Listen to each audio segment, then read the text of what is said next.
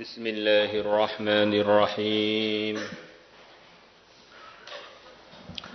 Hadis nomor 11. Wa an Abi Hurairah radhiyallahu anhu qala sami'tu, aku telah mendengar Rasulullah sallallahu alaihi wasallam yaqul, beliau bersabda, ad-dunya, dunia, mal'unatun, dilaknat. Mal'unatun, dijauhkan dari sayangnya Allah.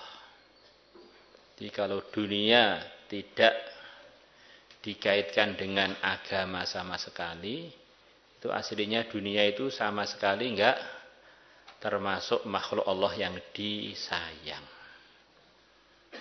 Jadi kalau sudah dunia itu diatur sesuai dengan Islam, maka dunianya tadi sudah dalam aturan yang diridhoi Allah, maka sudah menjadi agama, menjadi akhirat, tentu saja begitu itu.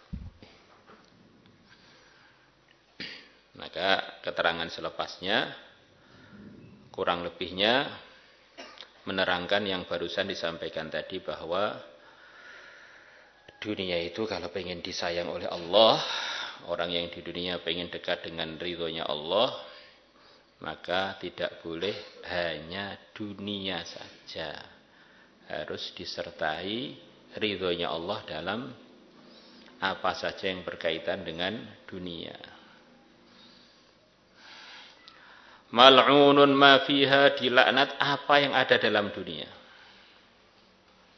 Semua yang di dalam dunia itu jauh semuanya dari cintanya Allah, jauh dari disayang, dirahmati oleh Allah. Illa zikrullah, kecuali zikir kepada Allah.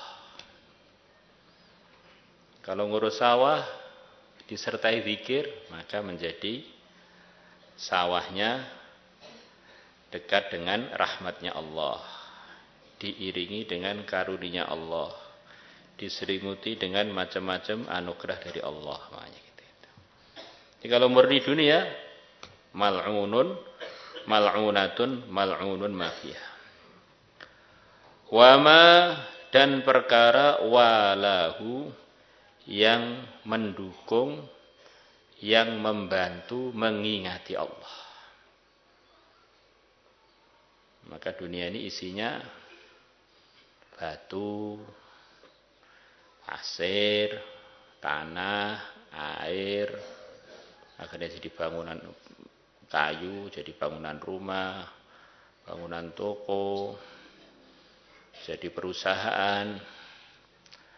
Maka itu semuanya kalau enggak mengingatkan Allah dan tidak membantu mengingatkan Allah, sama sekali enggak dikaitkan dengan ridhonya Allah, semuanya balik kepada aslinya, jauh dari disayang oleh Allah. Maka pentingnya kita menghidupkan ingat Allah dan perkara yang membantu ingat Allah di mana saja kita berpijak, di mana saja kita bernafas, supaya kita selamat dari aslinya dunia dan isi dunia, yaitu kalau enggak disertai zikir atau tidak mengingatkan zikir, itu semuanya adalah dilaknat, dijauhkan dari disayang oleh Allah.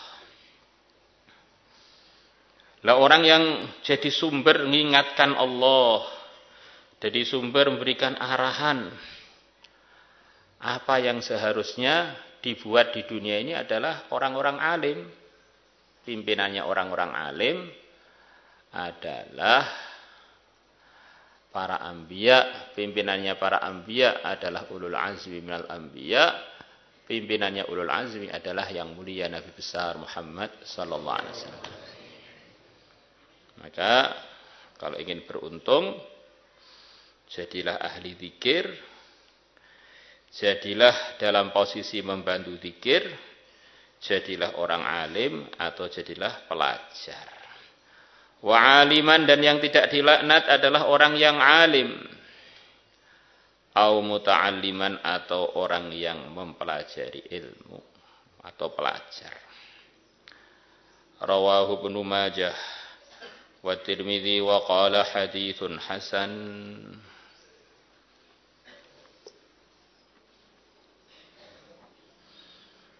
Wa kharajal Imam Ahmad bi isnadihi an Anas bin Malik radhiyallahu qala Rasulullah sallallahu alaihi wasallam inna mathalal ulama'i fil ardi, sesungguhnya perumpamaannya para ulama di bumi, kamathalin nujumi, adalah seperti bintang-bintang, yuhtada biha, yang diambil petunjuk biha dengan bintang-bintang itu, fi dhulumatil barri wal bahri, di kegelapan-kegelapannya daratan dan lautan. Kalau bintang itu, berarti arah barat, bintang sana arah timur, bintang sana arah selatan. Dengan sebab adanya bintang, orang-orang yang dalam kegelapan, baik pun waktu di daratan maupun di lautan, mendapatkan petunjuk.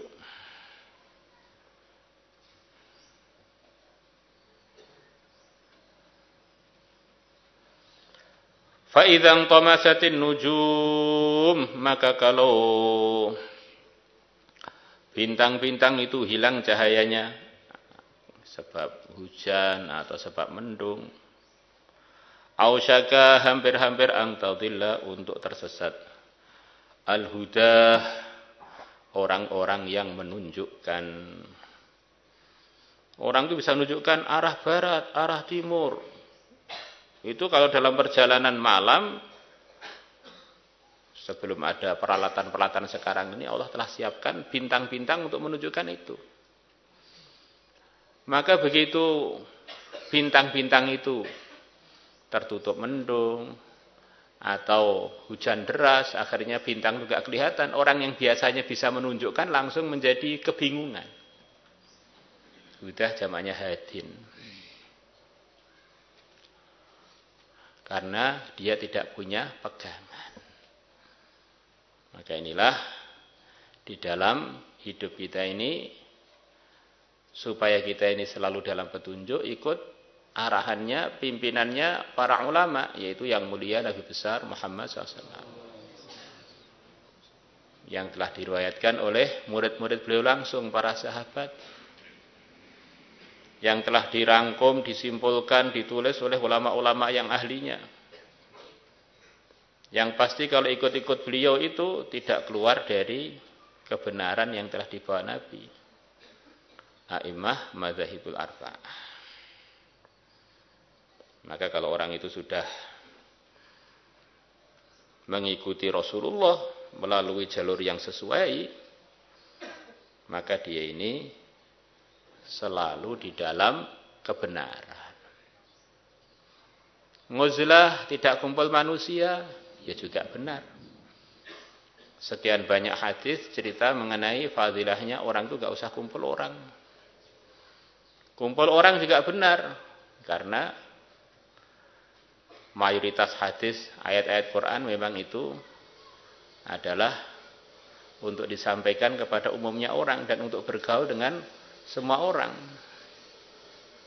Para anbiya, namanya para anbiya, enggak ada yang nguzlah. Jadi kalau nguzlah karena ikut arahan para anbiya itu juga enggak salah. Laku nikah juga enggak salah. Istrinya banyak juga enggak salah. Enggak laku juga enggak salah. Asalkan dia ini sudah ikut yang mulia Nabi besar Muhammad SAW. Jadi kalau enggak ikut bimbingan ilmunya Nabi, sendirian juga salah. Bergerak juga salah. Enggak laku nikah juga salah, laku nikah juga salah. Karena dia ini hidupnya tidak punya pegangan. Enggak ikut arah. Umpama seperti benar itu kebetulan aja, sebetulnya dia tidak tahu. Maka itulah yang terpokok dalam ngaji kita di Al-Fatah selama sekian tahun itu untuk memastikan diri kita ini ngamalkan agamanya sesuai dalam pelajaran itu. Fikih Syafi'i, akidah Asy'ari dipraktekkan.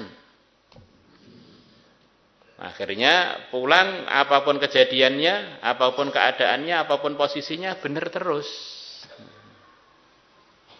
Dan ngaji itu perlu waktu untuk bisa memahami dengan baik.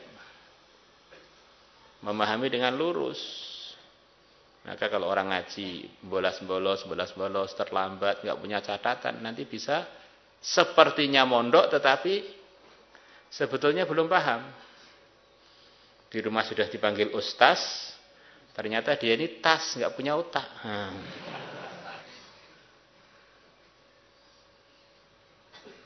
Hidupnya sekenanya. Alumni pesantren itu tanggung jawabnya lebih besar karena orang nganggap dia ini tahu agama. Ibaratnya batuk dia aja dianggap panutan. Ini Pak Ustadz batuk berarti ini sunnah. Padahal dia ini sakit TBC. Orang-orang pada husnuzon.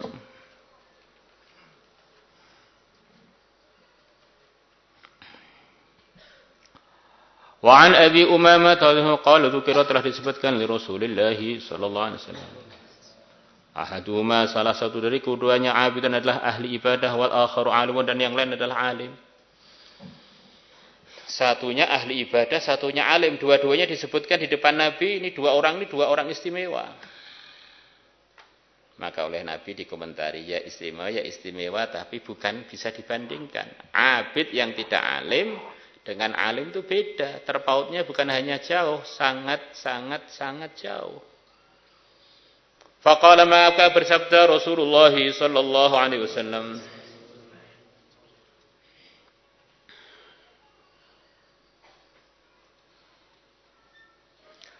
fadlul alimi, keutamaannya orang alim alal abidi atas orang ahli ibadah, kafadli adalah seperti keutamaanku ala adnakum atas orang yang paling rendah di kalangan kalian. Di terpautnya itu seperti orang paling rendah di antara kalian dengan saya. Wes enggak bisa. Dengan Sayyidul Anbiya sudah enggak bisa dibayangkan lah. Tsumma qala, kemudian bersabda Rasulullah sallallahu alaihi wasallam, Inna Allah sesungguhnya Allah wa malaikatu dan para malaikatnya Allah wa ahlas samawati dan ahli langit, penduduk langit, wal ardi dan penduduk bumi. Tentu saja yang mudah dipahami penduduk bumi selain manusia dan jin.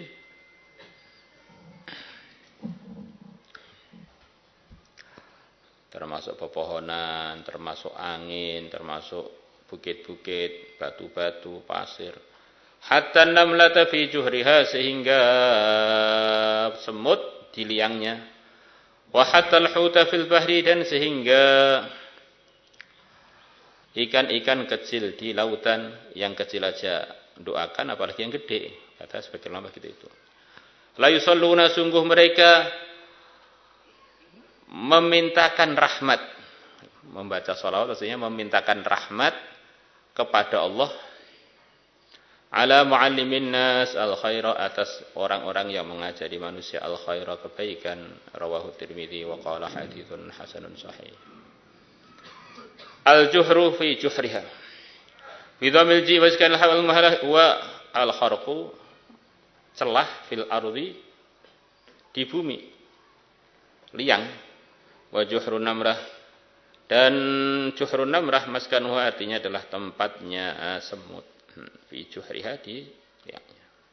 Kenapa kok sampai segitunya seluruh makhluk mereka membaca doa minta kepada Allah supaya para pengajar agama, pengajar kebaikan, yang jelas baik itu agama, diberi rahmat ya Allah, para pengajar agama, berikan rahmat, berikan sayangmu kepada mereka. Kata sebagian ulama begini, kebaikan-kebaikan datang ke dunia ini sebabnya adalah masih ada orang beriman. Tanpa ada orang beriman, itu dunia langsung kiamat. Semuanya nggak dapat fasilitas apapun yang boleh digunakan di dunia ini. Dan orang beriman ini secara asbab bisa beriman karena ada kedatangan para anbiya yang menyampaikan keimanan kepada umat.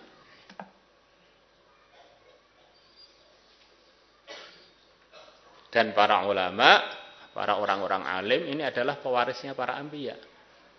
Jadi kalau diurut itu markasnya hidayah itu adalah para anbiya. Kemudian selepas para anbiya wafat, markasnya adalah para ulama. Darinya muncul iman, amal, segala macam kebaikan. Maka kalau para ulama itu hilang, nanti otomatis pabriknya hidayah hilang.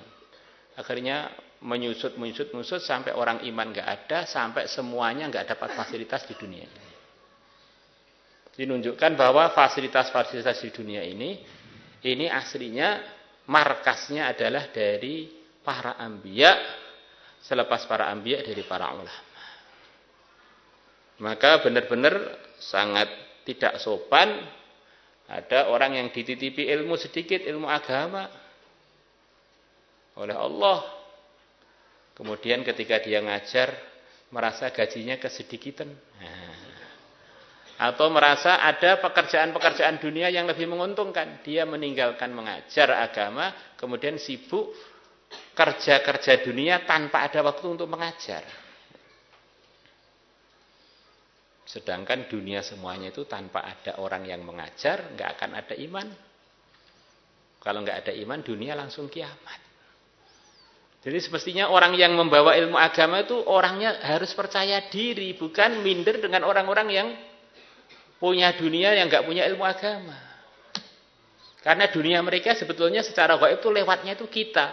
Walaupun urutannya itu kadang-kadang saking muter-muternya itu kita nggak terasa.